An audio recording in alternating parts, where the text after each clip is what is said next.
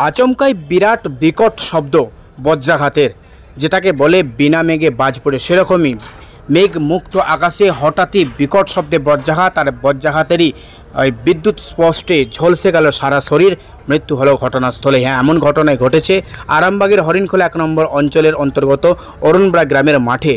এক মহিলা মাঠে গিয়েছিলেন কোনো এক কাজে, সেখানে তিনি বিদ্যুৎ স্পষ্ট হয়ে বজ্রাঘাতের বিদ্যুৎ স্পষ্ট হয়ে ঝলসে গেল সারা শরীর, ঘটনাস্থলে মৃত্যু হয়েছে। নাম শেফালি সাঁতরা, স্বামী কাশীনাথ সাঁতরা, বয়স 45।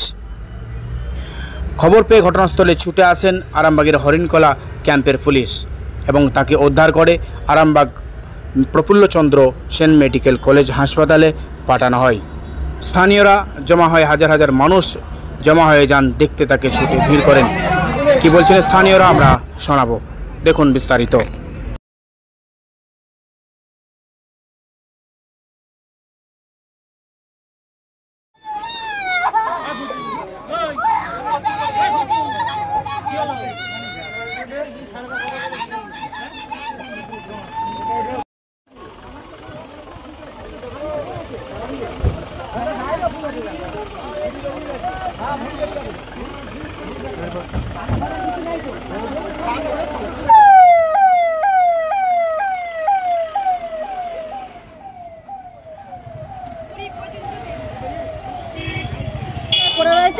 মানে পুড়েছে সারা করে সব, এই কাপড়টা পুরো পুড়ে গেছে সব একবারে।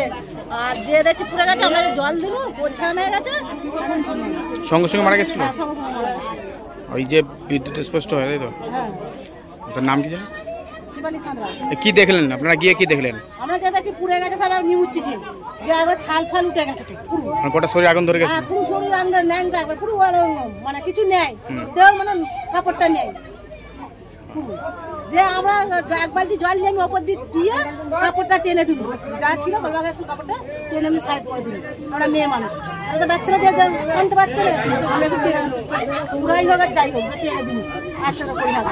সঙ্গে সঙ্গে মারা গেছে? হ্যাঁ, সঙ্গে সঙ্গে মারা গেছে। এখন হাঁ করে মরেছে, মুখে একটু জল দিয়ে মুখটা টিপে দিল, মুখটা বুঝল। তার নাম কি? শিবানী সাঁতরা। কোথায় বাড়ি? হরিণপাড়া। আপনার নাম? লক্ষ্মী সাঁতরা। আপনার কে হয়? কে হয়?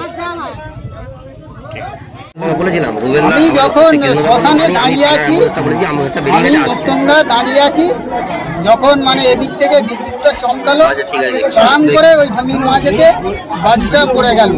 মানে আমার বৌদিকে তখন আমি দেখি না, ওখানে তেলবাড়ি গায়ে আড়ালে দাঁড়িয়ে আছে, আমি দেখি না।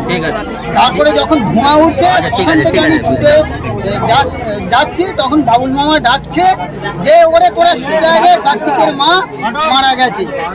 তখন ছুটে যেয়ে দেখছি ধাউ ধাউ করে জ্বলছে, তখন আমি ঘাস ছিঁড়ে মানে নেমাচ্ছি, রাজেশ সে গায়ের গেঞ্জি খুলে সে ঝাপটে ঝাপটে নেমেছে, নুকতে পারে ঘাস ছিঁড়ে দুজনই চাপা দিলাম, তবে নিবলো, নিবে তারপর আসতে, তারপর গোটা শরীরে আগুন ধরে গেছিল।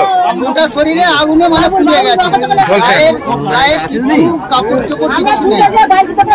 কি নাম ওনার? শেফালি সাঁতরা। এখানে বাড়ি? কোথায় বাড়ি? গ্রামের নাম? অরুণপাড়া। আপনার নাম? আমার নাম কৃষ্ণকান্ত সাঁতরা, কাশিদার বউ। আপনার কি হয়? আমার বৌদি।